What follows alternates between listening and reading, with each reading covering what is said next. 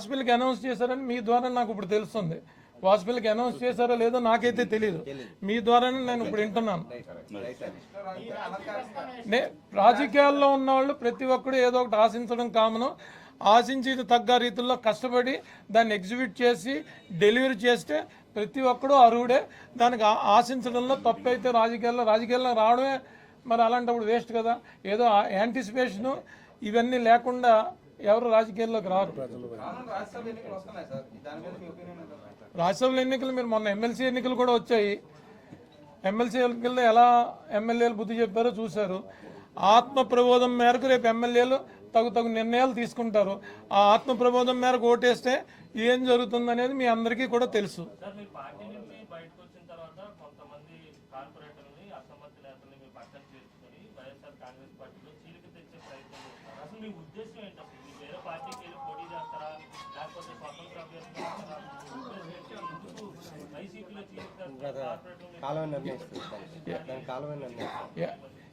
ఎవరు ఎవరిని చేల్చరు.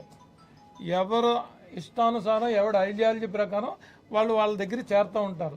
నేను ఈయన దగ్గర చేరచ్చు, ఈయన నా దగ్గర చేరచ్చు, వాళ్ళు నా దగ్గర చేరచ్చు. ఎవరు లీడర్షిప్ మీద నమ్మకం ఉండి ఎవరు కరెక్ట్గా నిలబడగలుగుతారు, ఎవరు క్రెడిబిలిటీ ఉంది, ఆ క్రెడిబిలిటీ ప్రకారమే నడుచుకుంటారు. పోటీ చేస్తానా చేయనా అనేది కాలమే నిర్ణయిస్తుంది. రెండే మూడు మా రాజకీయ పార్టీలు, ఆ రాజకీయ పార్టీల్లో ఉండే అధినేతలు నేను యాంటిసిపేట్ చేసే నేను అందరూ కలిపి నిర్ణయించిన మేరకు జరుగుతుంది.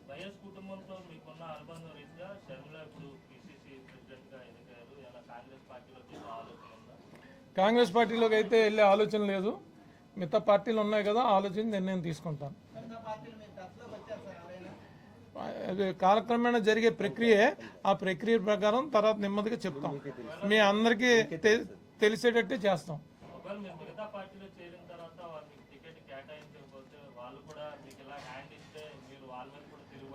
అప్పుడు ఇది అప్రస్తుతమైన మాటలని నేను అనుకుంటున్నాను. ఎప్పుడు జరగలేదు అప్పుడు మాట్లాడితే బెటర్.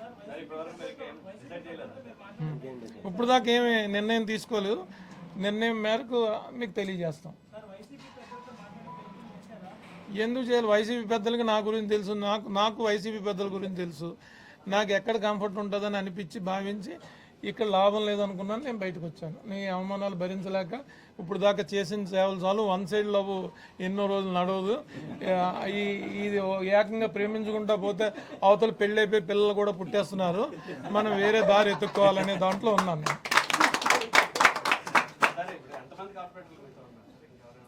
చాలామంది ఉన్నారు, మీరు చూస్తూ ఉంటారు కదా ఇక్కడ. ఇప్పుడు చూశారు, ఇంకా చాలామంది చాలా విచిత్రాలు చూస్తారు. విశాఖపట్నంలో మీకు కార్పొరేటర్లు సగానికి సగం ఖాళీ అవుతారు, పెద్ద నాయకులు కూడా ఖాళీ అవుతారు. ఇదే టార్గెట్గా మేము అందరం పనిచేస్తాం. మొన్న వంశీకృష్ణ శ్రీనివాస్ కూడా చెప్పాడు. మన మాజీ వైఎస్ఆర్సీపీ నేత, మాజీ సిటీ ప్రెసిడెంటు, ప్రస్తుత ఎమ్మెల్సీ వంశీకృష్ణ శ్రీనివాస్ కూడా చెప్పాడు, పార్టీని ఖాళీ చేసే దిశగానే ఉంటాం. అతను చాలా అవమానాలు నాతో పాటు ఎదుర్కొన్నాడు. అతను చెప్పిందే నేను కూడా చెప్తున్నా. ఈ ఖాళీ చేసే దిశగా మాత్రం అయితే ఖచ్చితంగా ప్రయత్నం చేస్తాం. ఇప్పుడు ఒక రాజీనామా చేసిన లీడర్తో కూర్చున్నారంటే దానికి చెప్పకనే మీరే అర్థం చేసుకోవాలి. వాడు చేస్తారు, ఏ సందర్భాన్ని బట్టి రాజీనామా చేస్తారు. అందరం ఒకే పార్టీలోకి వెళ్తాం, అన్నీ మీకు చెప్తాం.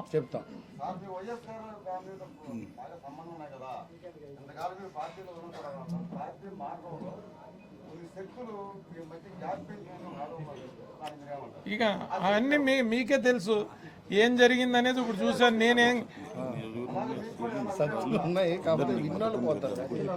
అన్నీ మీకు తెలుసు. రేపు ప్రజలు కూడా నిర్ణయిస్తారు.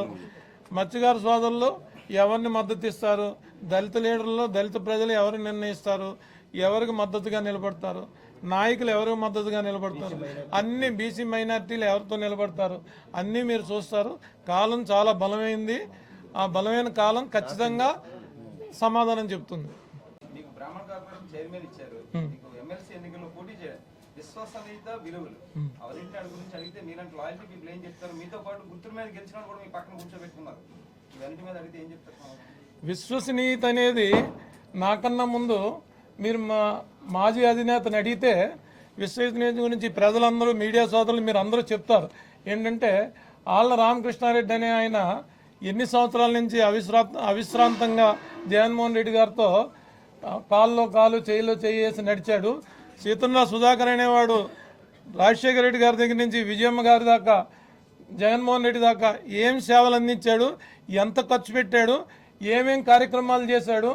నువ్వు ఎలక్షన్ చేస్తే 2014లో ఓడిపోయినందుకు నాకు కొంతల రామకృష్ణ గారు సలహా ఇచ్చారు. ఓడిపోయినందుకు నువ్వు బాసునీళ్ళు కలవయ్యా, సమీక్షించాలి, మనం డెమోక్రసీ విలువలతో కూడింది, మనం ఎందుకు ఓడిపోయాం అనేది విచారించాలని నాయకుడు చెప్పంటే నాయకుడి దగ్గరికి వెళ్ళి సార్ మనం ఎందుకు ఓడిపోయాం, మనం దాన్ని సమీక్ష నిర్వహించుకోవాలని చెబితే ఉత్తరాంధ్రలో పెడతాం వైజాగ్లో అంటే వైజాగ్ కాదు విజయనగరం శ్రీకాకుళం కూడా ఇక్కడే పెట్టు అంటే నేనే ఆ ఖర్చు భరించి సుమారుగా 15 రోజుల పాటు అవిశ్రాంతంగా ప్రతి నియోజకవర్గంలో ప్రతి ఇంపార్టెంట్ కార్యకర్తని పొద్దుట బ్రేక్ఫాస్ట్ నుంచి రాత్రి డిన్నర్ దాకా అన్ని వెన్యూ దగ్గర నుంచి అన్నీ నేను మోసి దాని శిరోభారం అంతా నేను మోసి అసలు ఎందుకు ఓడిపోయామనే సమీక్ష చేసి ఎంతమంది కోఆర్డినేటర్లకు ఇంట్రెస్ట్ ఉంది, ఎంతమందికి లేదు, ఎవరిని మార్చాలని తద్వారా తెలుసుకుని ఇలాంటి కార్యక్రమాలన్నీ జయ ఆంధ్రప్రదేశ్ మీటింగ్ అవని కొన్ని లక్షల కోట్ల రూపాయలు పెట్టి 1,00,000 మందితో మీటింగ్ పెట్టాను నేను ఇక్కడ.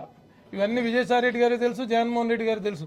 నేను ఏమేమి పనులు చేశాను, ఎన్ని కోట్ల రూపాయలు ఖర్చు పెట్టాను, ఎంతమందిని పార్టీలోకి తీసుకొచ్చాను, ఎంతమందిని పార్టీలో చేర్చాను, నన్ను ఏ విధంగా జగన్మోహన్ రెడ్డి గారు చూసుకున్నారు, ఏ రకంగా నాకు విలువనిచ్చారు, ఎంత అవమానకరంగా నాకు ఏ రోజుకు ఆ రోజు అవమానమైన రీతిలో నన్ను ట్రీట్ చేశారనేది ప్రజానికానికి తెలుసు, ఇప్పుడున్న ఎమ్మెల్యేలకు తెలుసు, మంత్రి పదవులు అనుభవించిన వాళ్ళకి తెలుసు, అనుభవిస్తున్న వాళ్ళకి తెలుసు, ఎంపీలకు తెలుసు. నా ద్వారా ఎంతమంది ఎంపీలు ఇప్పుడు ఉన్నారు, ఎంతమంది మంత్రులు జాయిన్ అయ్యారు, వాళ్ళు ఎంతమంది మంత్రులు అయ్యారు అందరికీ తెలుసు. ఈ రాష్ట్ర ప్రజానికానికి తెలుసు, అపోజిషన్ పార్టీలకు కూడా చాలామందికి తెలుసు. ఈ వైజాగ్లో మరీ ముఖ్యంగా వైజాగ్లో ఉన్న పొజిషన్ అపోజిషన్ ఇద్దరు నాయకులకు కూడా నేనేం చేశాను, ఈ పార్టీకి ఏం చేయగలిగాను, ఏం చేస్తున్నాను అనేది కూడా అందరికీ తెలుసు. నాకేం చేసింది పార్టీ అని కూడా తెలుసు. ఇదే జగన్మోహన్ రెడ్డి గారు విశ్వసనీయత గురించి ఆర్కేకి ఏం చేశారు, మర్రి రాజశేఖర్ అనేవాడిని ఎమ్మెల్సీ ఇచ్చి క్యాబినెట్లోకి తీసుకుంటా అన్నారు. మడం తిప్పను, మాట తప్పను, విశ్వసనీయత నాకన్నా గొప్పవాళ్ళు లేడని చెప్తారు. మేము కూడా చాలాసార్లు డబ్బాలు ఊదాం మీ దగ్గరే. ఇలాంటి డబ్బాలు ఊదిన వాళ్ళు మేము కూడా ఉన్నాం, అందులో నేనేం తప్పు ఒప్పుకుంటున్నా, నేను కూడా చెప్తున్నా మీ ముఖ్యంగా వాళ్ళ పరిస్థితి ఏముంది, సొంత చెల్లెలు గారి పరిస్థితి ఏంటి, నా పరిస్థితి ఏంటి అనేది మీరు బేరీజ్ వేసుకోండి.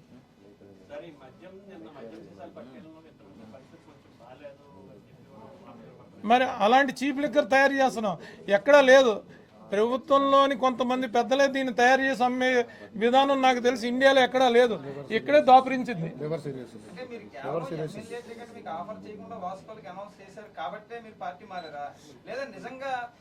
అక్కడే కొనసాగుతూ ఉంటే అంటే విలువలతో కూడిన రాజకీయాలు చేస్తే